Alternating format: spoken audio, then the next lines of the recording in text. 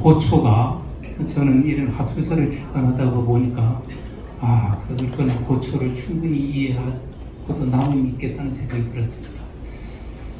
열악한 상황 속에서도 이런 것을 구상하시고 출판하고 이런 준비를 하신 참 비구니회 여러 스님과 또 비구니 승가 연구소 스님들, 또 이 전영숙 선생님 참 대단한 저력을 갖고 계신 분이라는 생각이 들었습니다. 앞으로 이런 것을 본다면 충분히 우리 한국 비구니 스님들 그 승가가 앞으로 발전하지 않을까 그런 생각을 합니다. 현재를 본다면 미래를 볼 수 있기 때문입니다. 저는 이 책을 보면서 한 줄로 이 책을 평가한다면 뭐라고 평가할까? 이 책은 한국 불교사 속에서 최초로 비구니 스님들에 대한 위상과 역할과 존재를 확립시킨 책입니다. 한마디로 정의한다면 이 책은 최초로 한국 불교사 속에서 비구니 스님들에 대한 역할과 위상과 존재를 확립시킨 책이다. 이어 설명한다면 처음으로 한국 비구니 스님들의 훌륭한 존재감, 제가 좀 전에는 존재까지인데 지금 존재감을 역사적 자료를 통해서 드러낸 책이라고 할 수가 있겠습니다.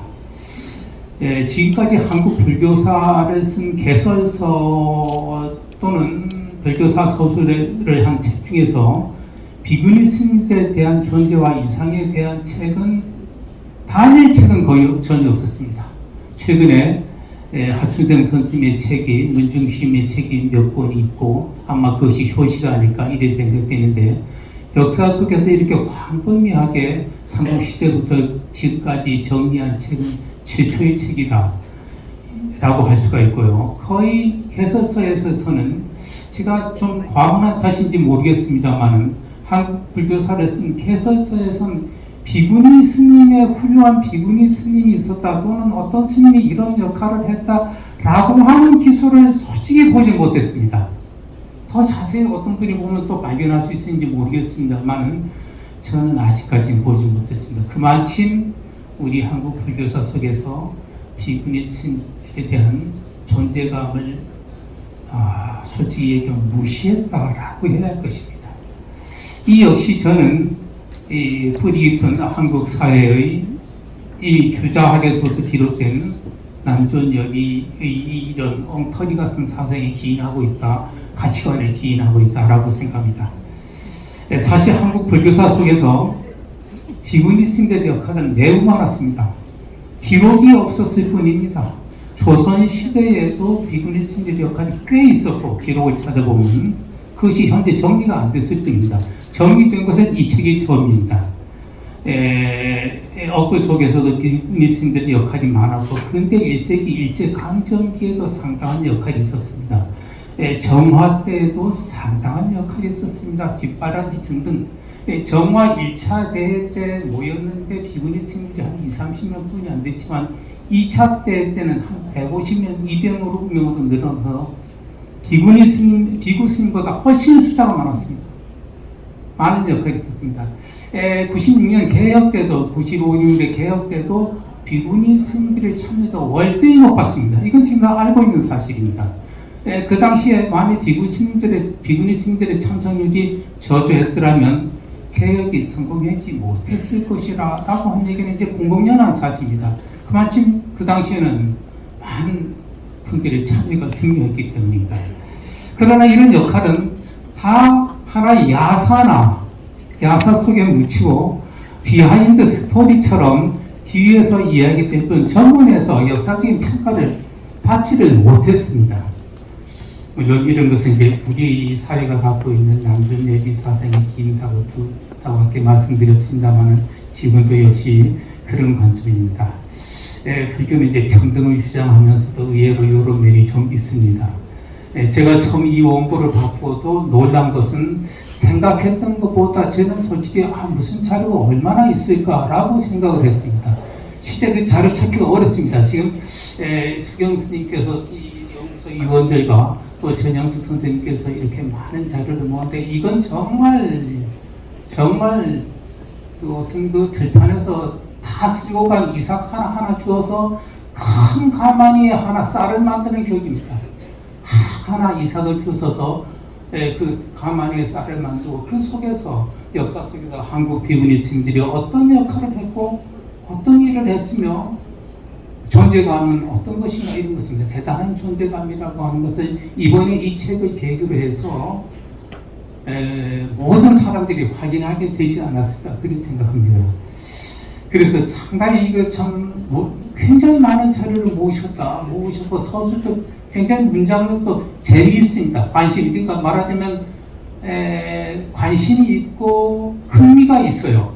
그래서 읽게끔 만드는 이런 책입니다. 너무나 자료가 없을 것이다 한데 이런 그 소소한 자료를 다 모아서 이렇게 책을 만들어서 우리로 하여금 알게 비구니층들의 존재를 알게 했다는 데 있어서는 그 수없이 극찬해도 절대 부족하지 않을 것이라고 생각합니다. 전무하다시피 하는 이런 자료에서 이렇게 황금을 캐듯이 이렇게 캤다고 생각하고, 그런데 제가 놀란 것은 비구니슨 연구소에서 많은 기존의 자료를 모으셨을 것이라고 추측을 해도 이렇게 체계적으로 모았다는 건 몰랐고요. 정말 굉장히 모으셨고, 그런데 삼국유사를 비롯해서 삼국사기는 물론 정조때에 편찬된 국조보강, 대명유직회, 특히 대일본 전서까지, 그 다음에 비구니전은 있고요. 그 다음에 속고순전이라다 원형석사위, 일본 서기, 입당법, 순례기, 조선왕조실록까지 다 주셨습니다. 조선왕조실록이라든가 경북대전에 보면 간혹 비교관계 기사가 간혹 있어요. 여연집 아랑내는 절에 가지 못한다. 형조에 대전협동에 이런 기록이 있고 이렇게 있습니다만, 여기서 비구니 스님들에 대한 기록이 있는 건 정말 몰랐는데 여기서도 자꾸 이르셨습니다. 참 대단한 역할을 하셨는데 40여 종의 한문 자료가 등장됐고요. 논문도 참고 논문이 약 140편입니다. 이 전영숙 선생님이 제필한 이 책은 삼국시대부터 현재까지 이르기까지 40여 종이 넘는 많은 고문원을 바탕으로 우리나라 역사 속에서 기록된 비구니 스님들에 대한 모든 자료를 찾아 서술한 책입니다.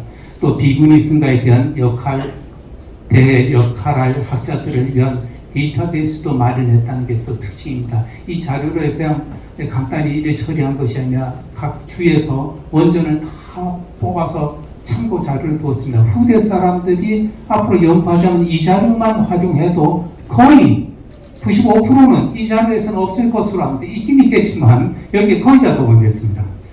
저는 그래서 어떻게 이렇게 자료를 정리했을까? 이게 참 신기하다. 그러니까 우리 한국 학계, 특히 불교계에는 이런 스타일이 없습니다. 대충 하지 이렇게 꼼꼼하게 심밀하게 하는 스타일이 없습니다.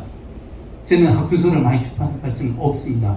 그래서 참 이 전영숙 선생님은 어떤 분이신가 해서 제가 참 궁금해서 찾아봤더니 중국 사상사를 전공하셨고 중국 문화사를 전공하셨습니다. 대만도 유학하셨고 있을 때가 중국 문화를 전공하셔서 이렇게 참 한문 자료 취급 보는 안목과 취급 요령 방법을 아시는 분인데, 참으로 우리 비구니 승가 연구소에서는 주 집필자를 굉장히 잘 만나셨다 그런 생각이 듭니다. 이 주 집필자가 잘 안 해주면 별 방법이 없습니다.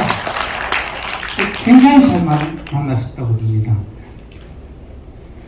이 책 6장엔 미래로 나아가는 한국 비구니 승가, 현재 한국 비구니 승가 현상을 잘 서술했는데, 이제 만일 더 추가한다면 아까 수경 스님께서도 말씀하셨지만 근현대 쪽을 한 번 더 보강해서, 여기도 많이 기록되어 있습니다.